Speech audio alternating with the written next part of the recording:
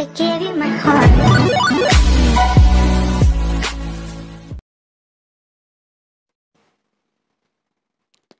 Hai teman-teman, kami dari kelompok 2 ingin menjelaskan mengenai penganggaran dan perencanaan pengendalian.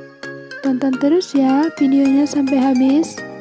Jangan lupa like dan subscribe. 1 adalah pengertian dan definisi penganggaran. Menurut Anthony Derden dan Webport, anggaran operasi sebenarnya adalah rencana tindakan yang dinyatakan dalam satuan uang untuk satu periode tertentu, biasanya selama 1 tahun. Kedua adalah jenis-jenis anggaran. 1. Appropriation budget memberikan batas daripada pengeluaran yang boleh dilakukan. Yang kedua adalah performance budget yang didasari atas fungsi, aktivitas, dan proyek. Yang ketiga adalah phased budget, adalah budget yang dibuat untuk satu tingkatan kegiatan selama jangka waktu tertentu, misalnya presentasi dari fasilitas, jumlah produk yang dihasilkan selama jangka waktu tertentu, dan seterusnya. Yang ketiga adalah sistem penyusunan anggaran yang terbagi menjadi 3, yaitu 1. Traditional budgeting system atau sistem anggaran tradisional. Yang kedua adalah performance budgeting system.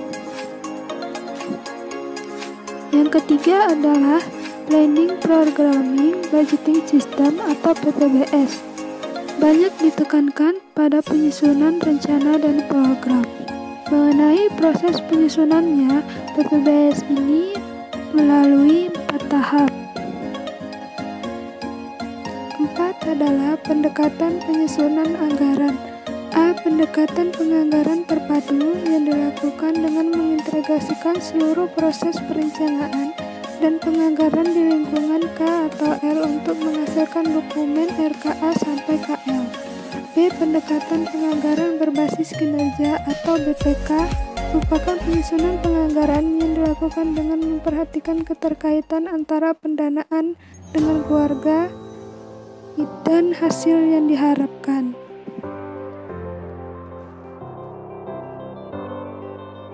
C. Pendekatan kerangka pengeluaran jangka menengah atau KPJM adalah pendekatan penganggaran berdasarkan kebijakan dengan pengambilan keputusan yang bijak. 5. Penyusunan anggaran operasional.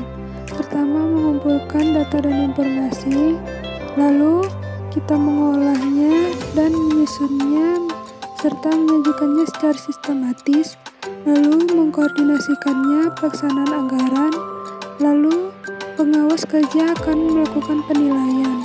Dan yang terakhir adalah pengolahan dan penganalisan data untuk menghasilkan suatu kesimpulan.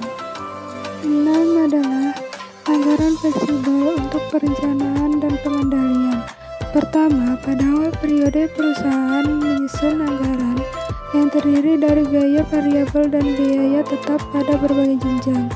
2. Pada saat data realisasi pelaksanaan diketahui, bandingkan dengan anggaran fleksibel.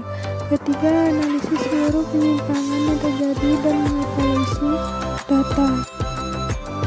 Dan ini adalah contoh dari beberapa soal sebagai berikut.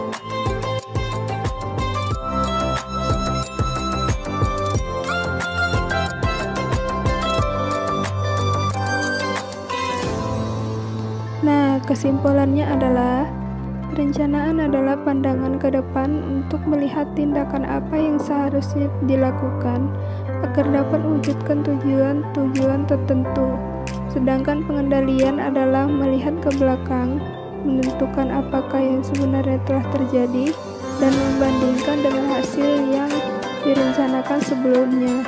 Dalam organisasi dan perusahaan, anggaran sangat dibutuhkan untuk sebagai alat untuk pengawasan dan pengendalian, juga untuk efisiensi dan efektivitas dana suatu organisasi.